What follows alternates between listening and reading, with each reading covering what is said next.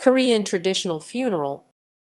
A Korean traditional funeral is similar to a Chinese traditional funeral, but with its unique features from Korean Confucianism, as well as centuries of indigenous shamanism. Numerous anthropological scholars have attempted to discern which practices come from shamanistic roots and which are more purely Confucian. Funeral rituals.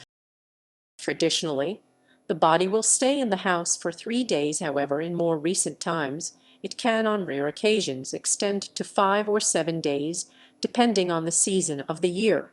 The time of death is of great importance to traditional Koreans, so much so that a white piece of cotton is often put under the nose of someone who is thought to be near death to ascertain the most accurate account of the time. Immediately after the individual has passed, a white coat or cloak that was last worn by the recently departed is rushed to the roof, and a declaration is made in all four cardinal directions, as Confucian ideals attributed meanings to each. The family of the dead will prepare 3 bowls each of rice, vegetables, soups, and set out 3 units of money and 3 pairs of shoes outside the entrance of the house to the messengers from the other world. The eldest son will go find a burial location, often with the aid of a professional geomancer, as the location is very important from a Confucian standpoint. There is an entire school of thought dedicated to the life energy associated with the perfect physical location known as Pungsujiri. It is believed that, if all things are not settled correctly, the spirit of the deceased will fail to proceed to the afterlife, and a lost soul is thought to bring unfortunate happenings to the village.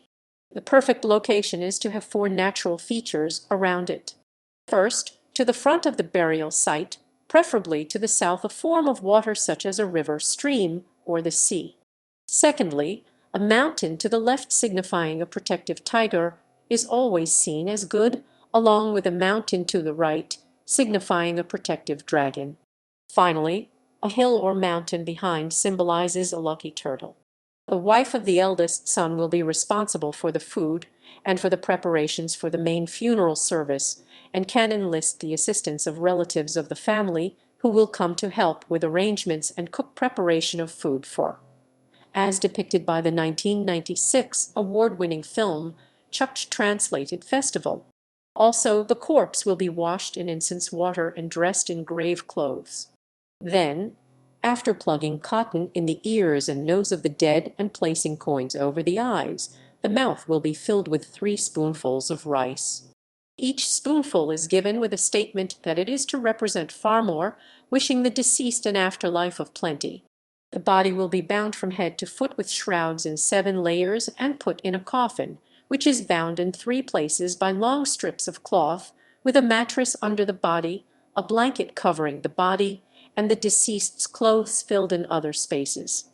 During the imperial period, for a royal funeral, servants needed to make decorative instruments like thick paper, wood straw mats, and cotton fabrics for the funeral ceremony.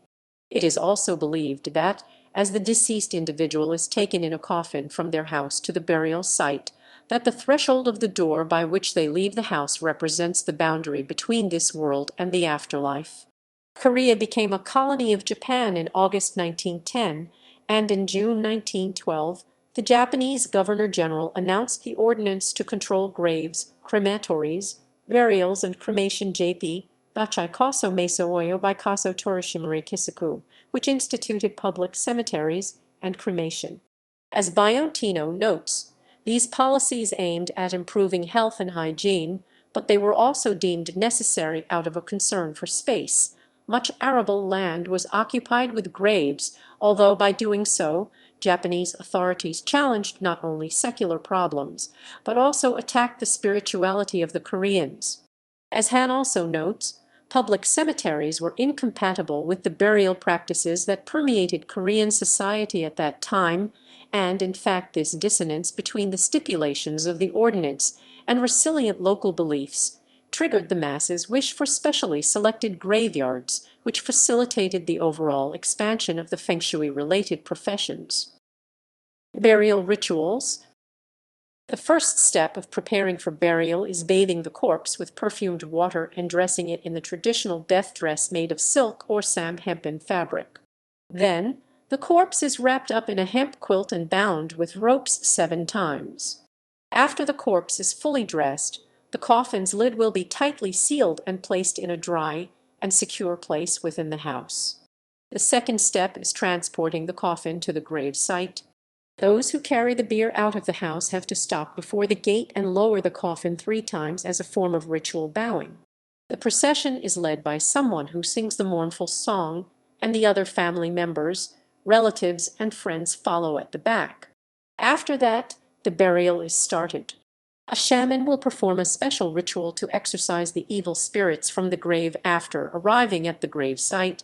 Then, the coffin is lowered and the eldest male mourner takes a deep bow and stands on top of the coffin, treading down on the earth as it is thrown into the grave, followed by the other family members.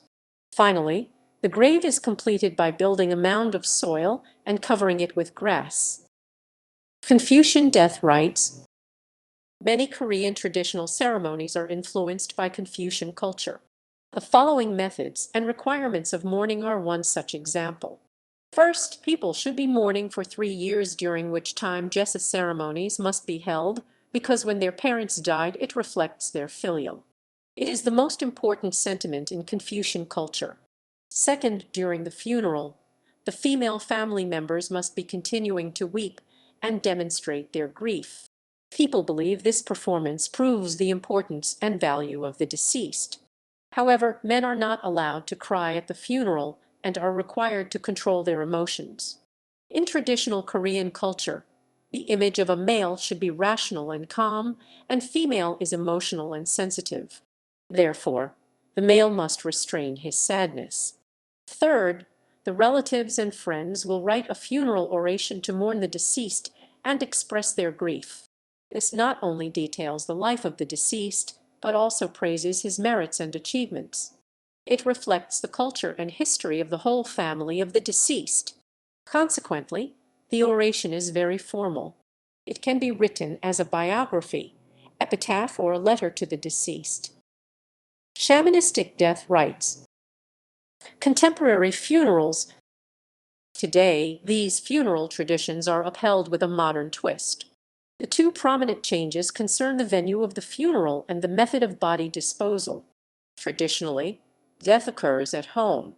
When people are hospitalized with serious illness, every effort is made to bring them home to die, and thus keeping their spirits from wandering and becoming disoriented.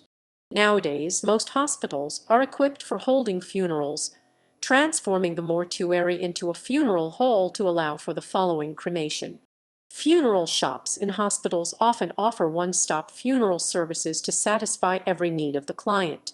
Since class distinction has declined, Koreans today seldom decide funeral dates based on the deceased's social status and rather tend to hold the funeral on the third day after death.